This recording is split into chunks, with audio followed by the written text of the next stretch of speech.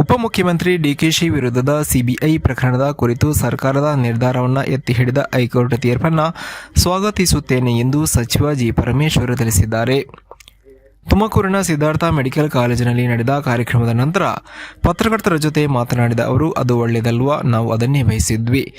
ಈ ಹಿಂದೆ ಬಿಜೆಪಿ ಸರ್ಕಾರ ತಪ್ಪು ಮಾಡಿತ್ತು. ಸ್ಪೀಕರ್ ಅನುಮತಿ ಇಲ್ಲದೆ ಕೇಸನ್ನು ಸಿಬಿಐಗೆ ಕೊಟ್ಟಿದ್ರು ಅಂತ ಕೇಸ್ ವಾಪಸ್ ಪಡೆದಿದ್ದೆವು ಎಂದರು.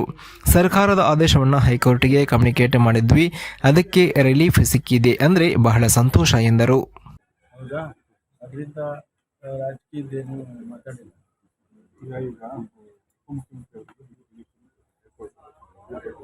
ಒಳ್ಳೇದಲ್ವಾ, ನಾವು ಅದನ್ನೇ ಬೆಳೆಸಿದ್ದು. ಹಿಂದೆ ಬಿಜೆಪಿ ಸರ್ಕಾರ ತಪ್ಪು ಮಾಡಿದ್ರು, ಅವರು ಯಾವುದೇ ಪರ್ಮಿಷನ್ ಇಲ್ಲದೆ ಅಥವಾ ಅನುಮತಿ ಇಲ್ಲದೆ, ಸ್ಪೀಕರ್ ಅನುಮತಿ ಇಲ್ಲದೆ ಅವರು ಸಿಬಿಐ ಕೊಟ್ಟಿದ್ರು ಅಂತೇಳಿ ನಾವು ಅದನ್ನು ವಾಪಸ್ ತೊಗೊಂಡಿದ್ವಿ.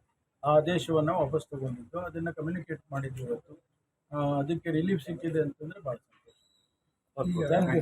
ಹೌದಾ, ಅದರಿಂದ ರಾಜಕೀಯದ್ದೇನು ಮಾತಾಡಿಲ್ಲ.